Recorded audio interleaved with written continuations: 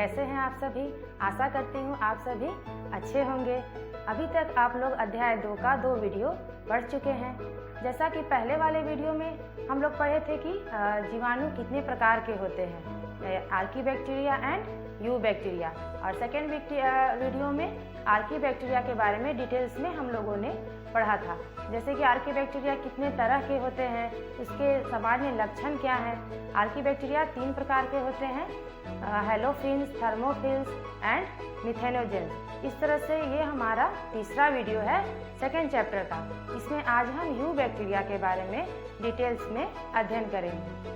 अब आइए हम लोग पढ़ते हैं यू बैक्टीरिया के बारे में।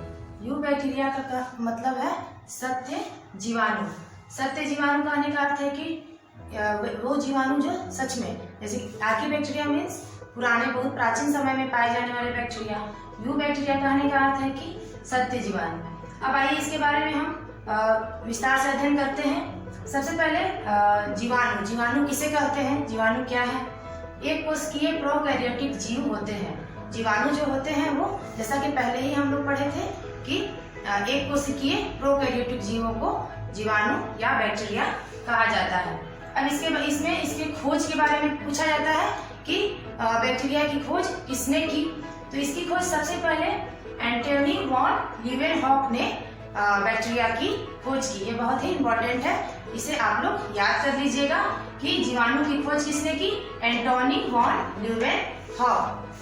अगला है सामान्य लक्षण। अब आइए हम लोग जीवाणुओं के सामान्य लक्षण के बारे में पढ़ते हैं। सबसे पहला है सामान्य लक्षण में सभी जगह जैसे जल, थल, वायु में ये बैक्टीरिया पाए जाते हैं। जैसा कि यू बैक्टीरिया जो है वो कॉस्मोपोलिटियन होते हैं। कॉस्मोपोलिटियन कहने का अर्थ है कि वैसे जीव जो सभी स्थान पे पाए जाते हैं, चाहे वो जल हो या वायु हो या स्थल हो, इस सारे जगह में बैक्टीरिया जो होते हैं वो हर जगह उपस्थित होते हैं, हर जगह पाए जाते हैं, इसलिए उसे कॉस्मोपोलिटियन भी कह सकते हैं। अगला है इसमें सामान्य लक्षण में बैक्टीरिया में क्लोरोफिल नहीं मिलने के कारण ये मृतोपजीवी या सहजीवी होते हैं। जैसे कि क्लोरोफिल क्या होता है, एक पिगमेंट होता है जो कि पेड़ पौधे में पाया जाता है, आप लोग जानते होंगे। तो क्लोरोफिल का क्या कार्य होता है, उसका कार्य होता है कि वो पेड़ पौधे में मिलते हैं, जिसके कारण प्रकाश संश्लेषण की क्रिया होती है। प्रकाश संश्लेषण जिससे कि पेड़ पौधे अपना भोजन स्वयं बनाते हैं। परंतु ये जो जीवाणु है, जो बैक्टीरिया है, इसमें क्या होता है कि क्लोरोफिल नहीं पाए जाते हैं। तो क्लोरोफिल नहीं पाए जाते हैं जिसके कारण ये अपना भोजन स्वयं नहीं बना पाते हैं। तो अपने पोषण के लिए ये क्या करेंगे, किसी दूसरे जीव पर आश्रित रहेंगे, या तो सड़े गले पदार्थ पर निर्भर रहेंगे या किसी जीवित जीव पर निर्भर रहेंगे।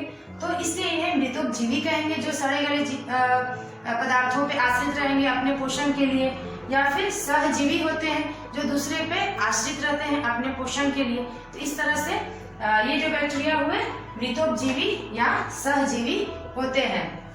अगला है इसमें कि बैक्टीरिया में सत्य केंद्र का अभाव होता है। सत्य केंद्र कहने का अर्थ है कि जैसा कि प्रोकैरियोटिक सेल में प्रोकैरियोटिक कोशिका जो होती है उसमें सत्य केंद्र नहीं पाए जाते, परंतु यूकैरियोटिक कोशिका में सत्य केंद्र पाया जाता है। सत्य केंद्र कहने का अर्थ है कि केंद्र के चारों ओर जो झिल्ली होती है, जो कि केंद्र को कोशिका से अलग करके रखती है, एक दीवार होती है जो केंद्र के अंदर जो भी केंद्रिका पाया जाता है या केंद्रिका द्रव्य पाया जाता है, उन सभी को उस कोशिका से अलग करके रखती है। परंतु इस प्रोकैरियोटिक कोशिका या फिर बैक्टीरिया में क्या होता है कि सत्य केंद्रक नहीं पाया जाता है। वो जो दीवार जो केंद्रक को चारों ओर से घेरे रहती है, वो दीवार इसमें नहीं पाई जाती है। तो अगर दीवार नहीं पाई जाएगी तो उसका क्या होगा कि वो केंद्रक का जो भी अंदर का केंद्र के अंदर जो भी जेनेटिक मटेरियल है, जो अनुवांशिक पदार्थ जो होते हैं, वो पूरी कोशिका में फैली होती है, इसीलिए उसे सत्य केंद्रक नहीं कहा जाता। उसमें सत्य केंद्रक का अभाव होता है। उसके जो भी अनुवांशिक पदार्थ हैं वो पूरी कोशिका में फैले होते हैं। तो इस तरह से बैक्टीरिया में सत्य केंद्रक नहीं पाए जाते, केंद्रिका भी नहीं पाया जाता और केंद्रक कला भी नहीं पाया जाता। जो केंद्रक को मीन्स न्यूक्लियर मेम्ब्रेन या केंद्रक कला जो केंद्रक को चारों ओर से घेरे रखती है, वो भी इसमें नहीं पाई जाती है। अगला है झिल्ली युक्त कोशिकांग नहीं पाए जाते हैं। बैक्टीरिया या जीवाणु जो होते हैं उसमें झिल्ली युक्त कोशिकांग, जैसे कि कोशिका में हम लोग पढ़े थे कि बहुत तरह के कोशिकांग कोशिका के अंदर पाए जाते हैं। माइटोकॉन्ड्रिया हो गया, और लाइसोसोम हुआ। तो ये सभी जो भी झिल्ली युक्त जो कोशिकांग है वो इस जीवाणु में या प्रोकैरियोटिक कोशिका में एब्सेंट होते हैं, उसमें ये कोशिकांग नहीं पाए जाते हैं। अगला है मीसोसोम पाया जाता है। एक अब नया टर्म आता है मीसोसोम। तो ये मीसोसोम क्या है? तो मीसोसोम जो होता है वो बैक्टीरिया में पाया जाता है, जीवाणु में। मीसोसोम को हम माइटोकॉन्ड्रिया के इक्विवेलेंट मान सकते हैं, मीन्स माइटोकॉन्ड्रिया की तरह ही, जैसा कि यूकैरियोटिक सेल में माइटोकॉन्ड्रिया पाया जाता है, उसी तरह से बैक्टीरिया में मीसोसोम पाया जाता है। तो मीसोसोम का कार्य भी वही होता है जो कि यूकैरियोटिक सेल में माइटोकॉन्ड्रिया का कार्य होता है। तो अब माइटोकॉन्ड्रिया का कार्य क्या होता है, ये आप सभी जानते हैं कि उसमें माइटोकॉन्ड्रिया का कार्य होता है श्वसन करना। तो उसी तरह से इस जीवाणु में जो मीसोसोम पाया जा रहा है उसका काम है श्वसन। तो इस तरह से आपको समझ में आ गया होगा कि मीसोसोम का कार्य है श्वसन। यूकैरियोटिक सेल में माइटोकॉन्ड्रिया पाया जाता है, परंतु जीवाणु के अंदर मीसोसोम पाया जाता है जो कि माइटोकॉन्ड्रिया की तरह ही कार्य करता है और वो श्वसन का कार्य को पूरा करता है। अब आइए बैक्टीरिया के आकार के बारे में अध्ययन करते हैं। यू बैक्टीरिया का आकार कैसा होता है और कितने तरह का होता है। तो इसमें बैक्टीरिया का आकार में पहला है कोकस, दूसरा है बैसिलस, तीसरा है सर्पिल और चौथा है कॉमा। कोकस आकार में क्या होता है कि वो बैक्टीरिया जिसका आकार गोलाकार होता है, जैसा कि इसमें दिख रहा है आपका कि कोकस, वैसे बैक्टीरिया जिसका आकार गोल होता है उसको कोकस कहते हैं। जिस भी बैक्टीरिया के नाम के आगे कोकस लगा हो तो समझ जाएंगे कि उसका आकार कैसा होगा, गोला होगा। दूसरा है बैसिलस। बैसिलस कहने का अर्थ है कि रॉड शेपेड, जैसा कि छड़ के आकार का बैक्टीरिया को बैसिलस कहते हैं। तो जिस भी बैक्टीरिया के नाम के आगे बैसिलस लगा हो तो उससे समझ में आ जाता है कि बैक्टीरिया का आकार के बारे में यदि पूछा जाता है आपसे कि उसका आकार कैसा है, तो नाम से स्पष्ट हो जाएगा कि बैक्टीरिया का आकार छड़ के आकार का है, जैसा कि आपको इस फिगर में स्पष्ट है। अगला है सर्पिल, मीन्स सांप, सर्प के आकार का, सर्पिला। जैसा कि फिगर में दिख रहा है कि बैक्टीरिया का आकार अगर सर्पिलाकार हो तो उसे सर्पिल कहते हैं। अगला है कॉमा। कॉमा के आकार का बैक्टीरिया, तो वैसा बैक्टीरिया जिसका आकार कॉमा की तरह हो, जैसा कि हम लोग कॉमा लगाते हैं, लिखते हैं तो उस तरह का बैक्टीरिया को कॉमा आकार का बैक्टीरिया कहते हैं।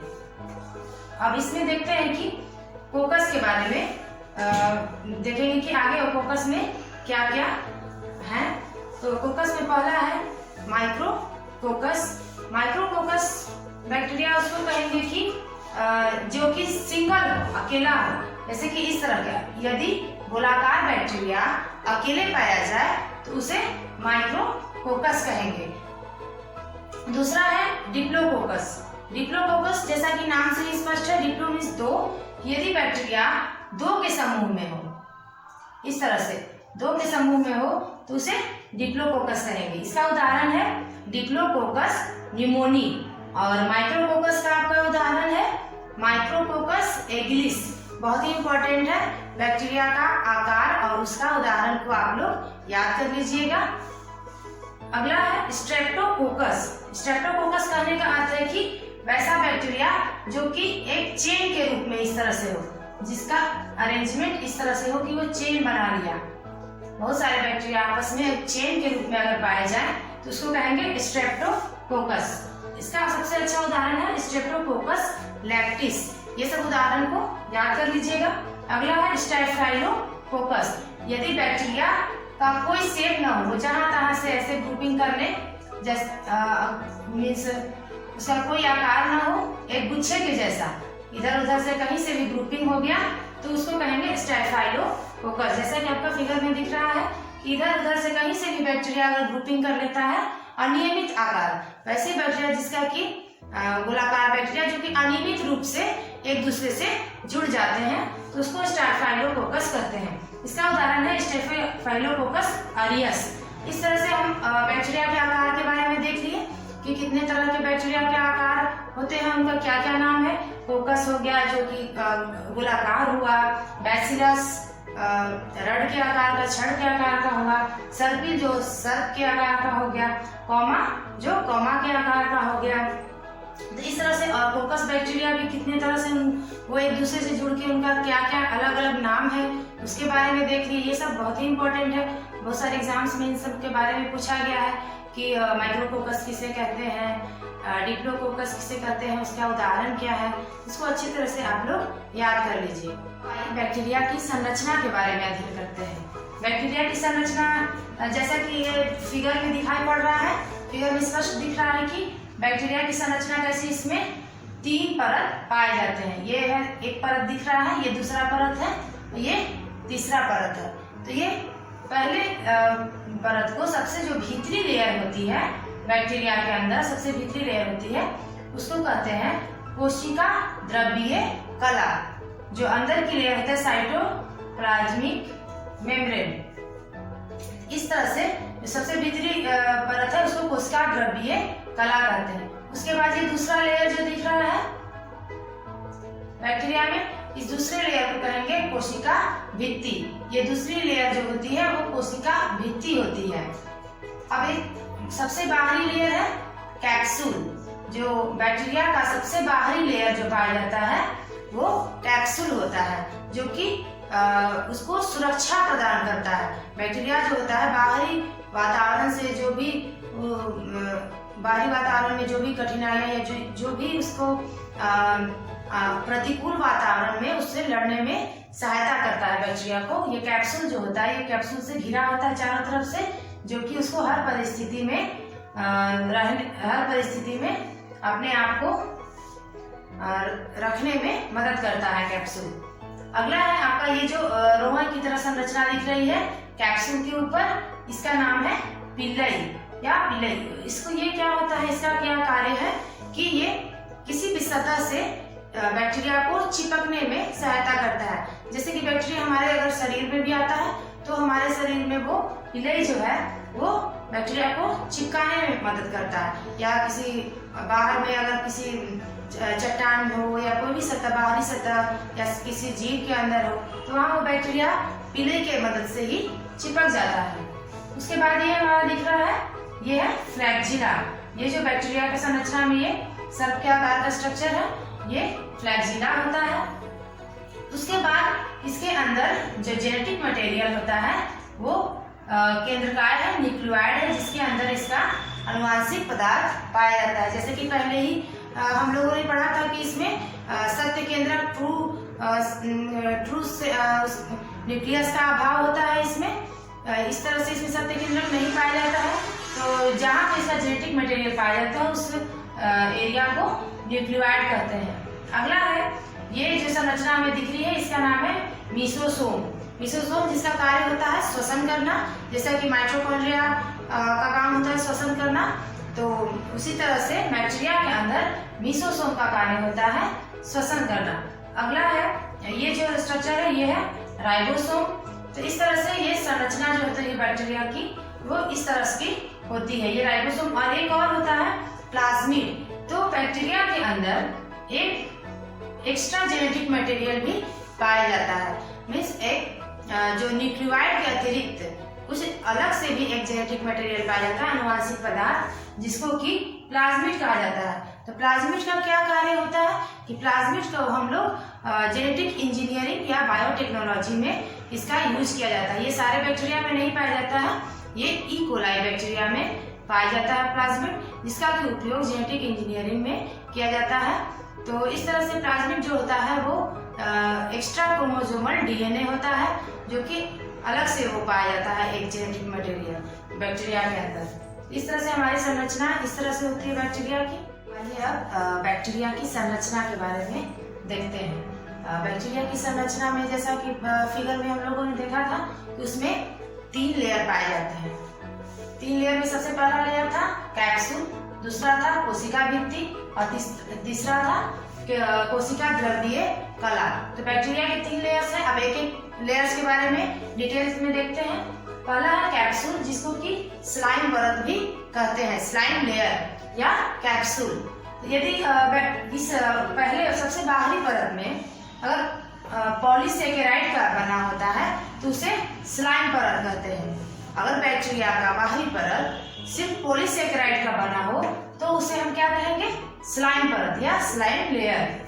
लेकिन यदि बैक्टीरिया के बाहरी परत में पॉलीसेकेराइड के साथ साथ पॉलीपेप्टाइड भी पाया जाए तो उसे हम कहेंगे कैप्सूल। ये समझ में आ गया कि यदि बैक्टीरिया के बाहरी लेयर में सिर्फ पॉलीसेकेराइड पाया जाए तो उसे कहेंगे स्लाइम परत, और पॉलीसेकेराइड के साथ साथ पॉलीपेप्टाइड भी पाया जाए तब उसको कहेंगे कैप्सूल। अब आप लोग देखते हैं कि कैप्सूल का क्या कार्य है। तो कैप्सूल का कार्य है कि बैक्टीरिया को सुरक्षा देना, कि बाहरी इन्वायरमेंट से बैक्टीरिया को गर्म है, ठंडा है या किसी भी तरह की प्रतिकूल परिस्थिति से बैक्टीरिया को सुरक्षित रखना। ये उसको बाहर से घेरे रहता है, कवर किए रहता है, जिससे कि बैक्टीरिया सुरक्षित रहता है। दूसरा है कोशिका भित्ति, सेल वॉल। तो सेल वॉल जो होते हैं किस चीज की बनी होती है? पेप्टिडोग्लाइकॉन। सेल वॉल में बनी होती है पेप्टिडोग्लाइकॉन, जिसमें दो तरह के होते हैं, नैम व नैग। ये बहुत ही इंपॉर्टेंट है, इसको ध्यान से समझ लीजिएगा। नैम और नैग में नैम का फुल फॉर्म है एन एसिटिल म्यूरेमिक एसिड और नैग का फुल फॉर्म है एन एसिटिल ग्लूटामिक एसिड। तो इस तरह से क्वेश्चन पूछा जाता है बहुत ज्यादा, बहुत सारे एग्जाम्स में इससे क्वेश्चन पूछे गए हैं कि बैक्टीरिया के जो कोशिका भित्ति है वो किस चीज से बनी होती है। तो उसका आंसर होगा कि पेप्टिडोग्लाइकॉन से बनी होती है। पेप्टिडोग्लाइकॉन में एन एसिटिल म्यूरेमिक एसिड और एन एसिटिल ग्लूटामिक एसिड से बनी होती है। अगला है कोशिका द्रव्यीय कला या साइटोप्लाज्मिक मेम्ब्रेन। तो साइटोप्लाज्मिक मेम्ब्रेन में किस चीज की बनी होती है? ये प्रोटीन और लिपिड की बनी होती है। साइटोप्लाज्मिक मेम्ब्रेन जो होती है दो चीजों से मिलकर बनी होती है, प्रोटीन और लिपिड। और ये क्या होती है? अर्धपारगम्य में झिल्ली की तरह कार्य करती है। जो कोशिका द्रव्यीय कला जो है वो किस तरह से कार्य करती है?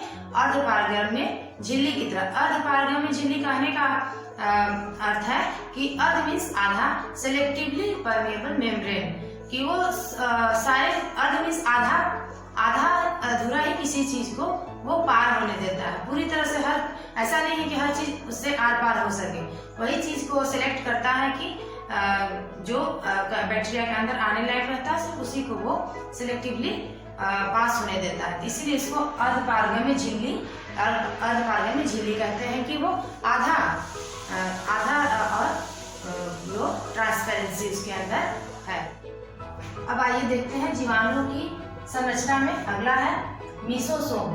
जैसा कि मैंने पहले भी बताया था, मीसोसोम का कार्य है श्वसन। वो माइटोकॉन्ड्रिया के समतुल्य होता है। जैसे कि यूकैरियोटिक सेल में माइटोकॉन्ड्रिया श्वसन का कार्य करता है, उसी तरह से बैक्टीरियल सेल में या प्रोकैरियोटिक सेल में मीसोसोम जो होता है बैक्टीरिया में मीसोसोम जो है वो श्वसन का कार्य करता है। तो माइटोकॉन्ड्रिया की तरह ही ये होता है मीसोसोम। अगला है राइबोसोम। और बैक्टीरिया के अंदर राइबोसोम कैसा होता है? यह 70S प्रकार का होता है। राइबोसोम दो तरह का होता है, एक होता है 70S और दूसरा होता है 80S। तो बैक्टीरिया का राइबोसोम कैसा होता है? 70S प्रकार का। और यूकैरियोटिक सेल्स में राइबोसोम्स 80S प्रकार के होते हैं। इसको याद कर लेना है। 70S तरह का होता है जिसमें दो सब यूनिट पाए जाते हैं, 30S और 50S। अगला है फ्लैगेला।